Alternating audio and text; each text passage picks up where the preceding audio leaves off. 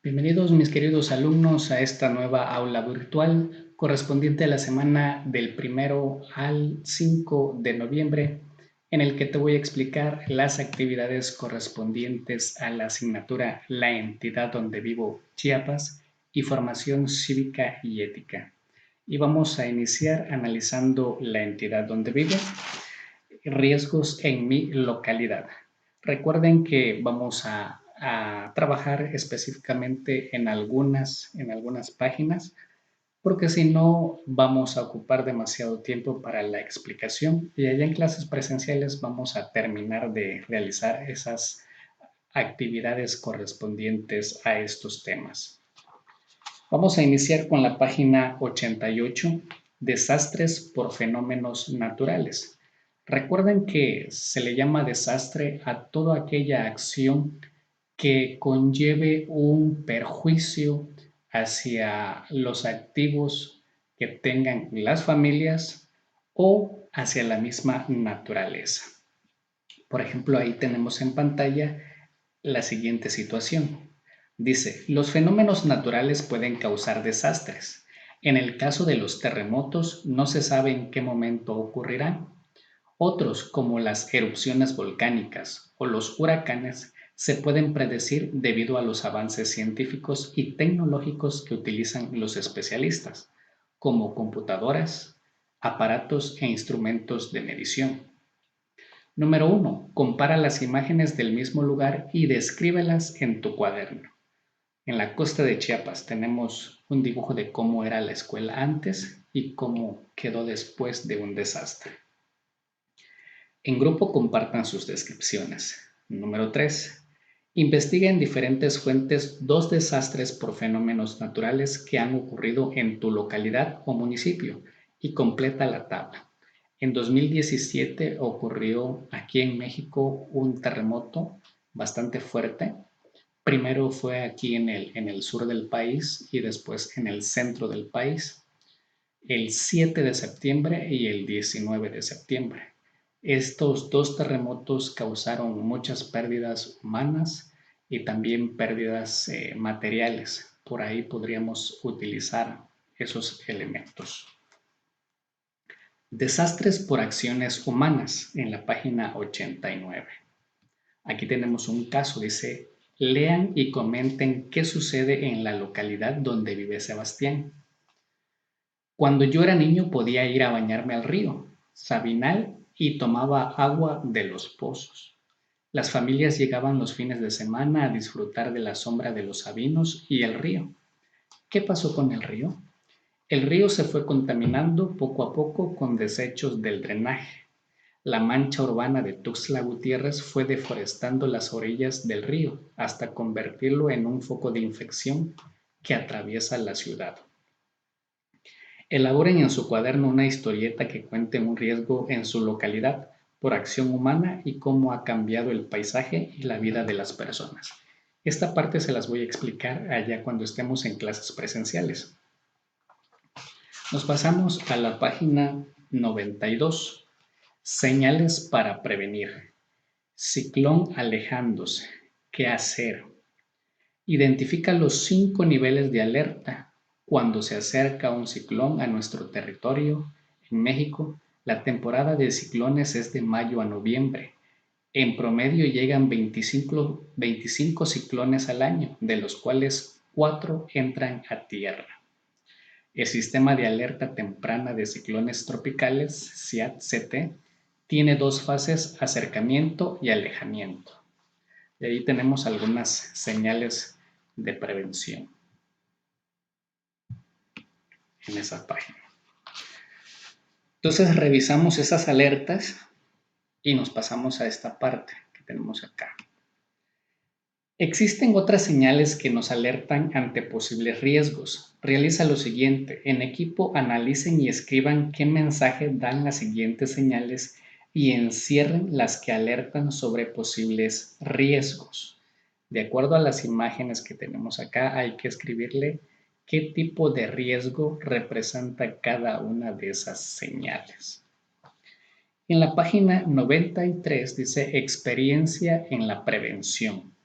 Las personas que han sufrido Afectaciones en su localidad como resultado de un fenómeno natural o de una acción humana tienen experiencia para saber qué hacer en caso de alguna emergencia.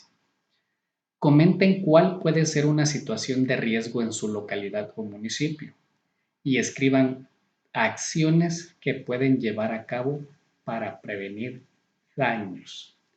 Dice recomendaciones en caso de, por ejemplo, sismo, ¿no? ¿Qué hacer antes del sismo? Pues tener preparado documentos importantes, podemos tener una maleta con, más bien un botiquín con medicamentos de primeros auxilios y podríamos contar con una pequeña maleta donde tengamos ropa de la más indispensable en caso de que tengamos que salir de nuestra casa. Durante el sismo, recuerden que es importante no correr, no gritar, no empujar y tener a la vista las rutas de evacuación. Si estamos en un edificio, no utilizar el elevador, sino utilizar las escaleras. Y después del sismo, ¿qué podemos hacer?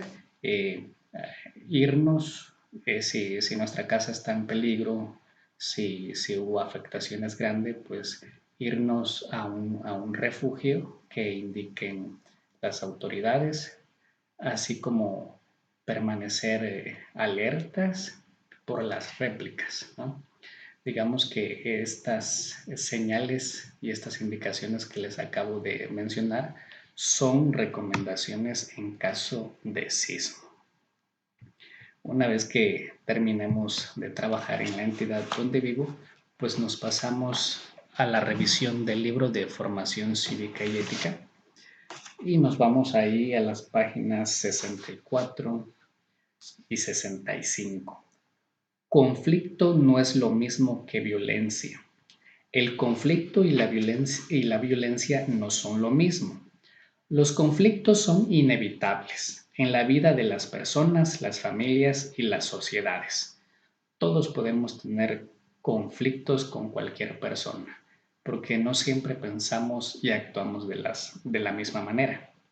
Sin embargo, eso no es lo mismo que violencia, porque puede ser un conflicto y nosotros tenemos que manejarlo de la mejor manera para evitar precisamente que ocurra violencia entre las personas que tienen un conflicto o un desacuerdo.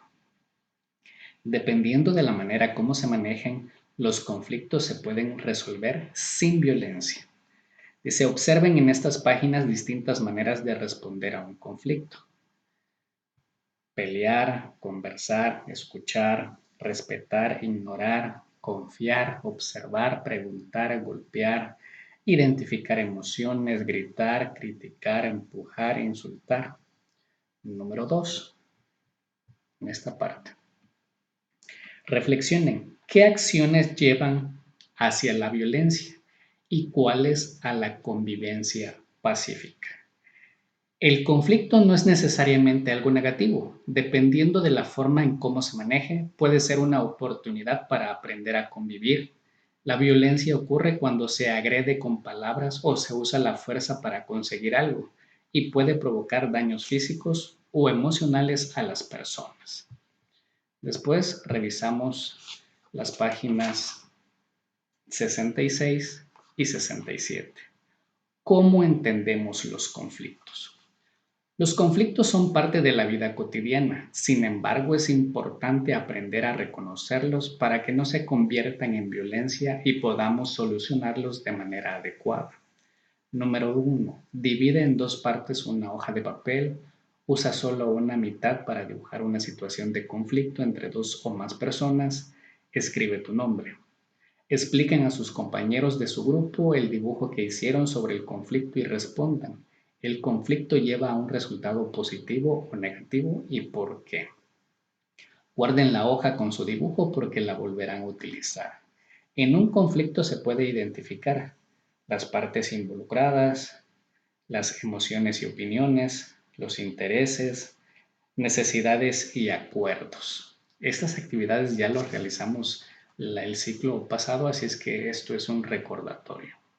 En parejas analicen la siguiente historieta. Ellos son Adriana y Ernesto.